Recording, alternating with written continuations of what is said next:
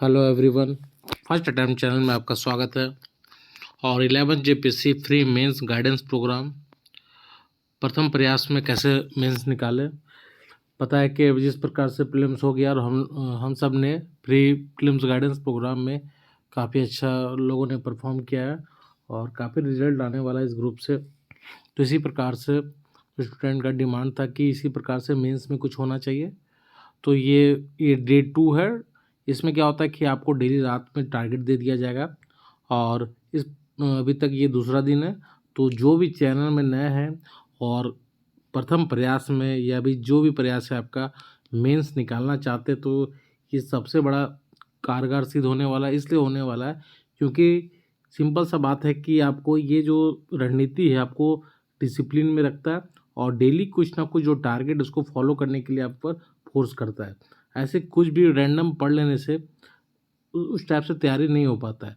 तो इसलिए सबसे पहले जो मैं टारगेट दे रहा हूँ, इस टारगेट को आँख मूंद कर फॉलो कर सकते हैं आप। क्योंकि कोई भी कोचिंग भी आप चल जाइए, कितना भी क्लास कर लीजिए, जब तक आप खुद नहीं चाहिएगा तब तक एग्ज़ाम क्रैक नहीं हो सकता है।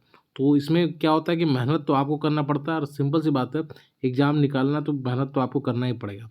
तो मेरा यही मोटिव रहता है कि आप जो मैं टारगेट दे रहा हूँ वो आप जहाँ भी है अपने नोट्स के माध्यम से उसको तैयारी शुरू कर दीजिए। मैं जो टारगेट दे रहा हूँ तो आज ये दूसरा दिन है। पहला दिन जिन्होंने नहीं देखा तो उसे जाकर देख सकते हैं वीडियो। अगर आप नए हैं तो यहीं से कम से कम शुरुआत कर दीजिए, अभी लेट नहीं हुआ, ये दूसरा दिन है मात्र। और मेरे टेलीग्राम चैनल का लिंक के नीचे दिया हुआ है, ज्वाइन कर सकते हैं। जैसे ही प्रीलिम्स का रिजल्ट आएगा तो वो ग्रुप अलग हो जाएगा। तो इसमें फ्री मेंस गाइडेंस प्रोग्राम में ये होगा कि डेली आपको जो टारगेट दे दिया जाएगा उसको फॉलो करना होगा आपको और किसी एक सवाल का आंसर आपको ग्रुप में भेजना होगा।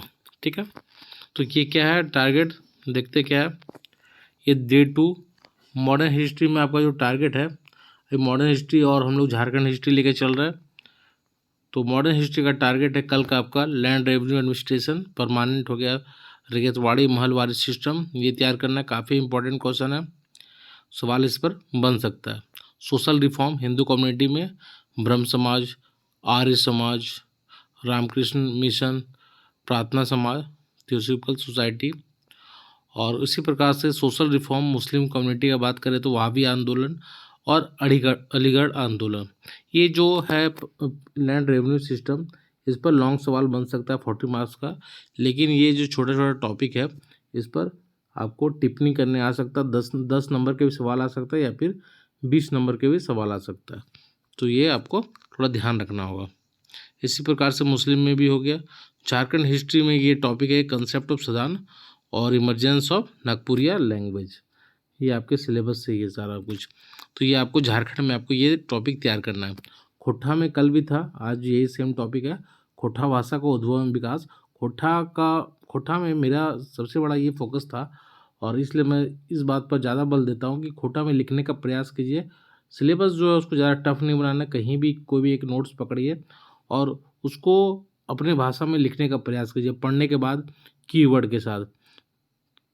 और ये जो टॉपिक है इसको आपको कहीं से भी पढ़ लेना है और अपना एक आइडिया कंसेप्ट बना लेना है और उसको लिखने का प्रयास करना है। और आपको फोकस होना चाहिए इसमें।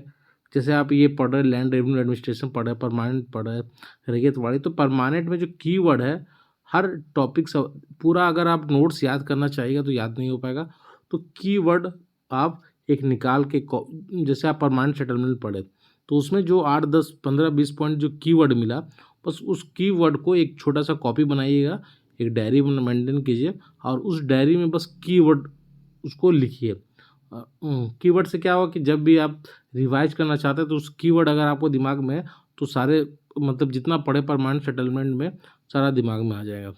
इस पर हम लोग और डिटेल से बात करेंगे ग्रुप में।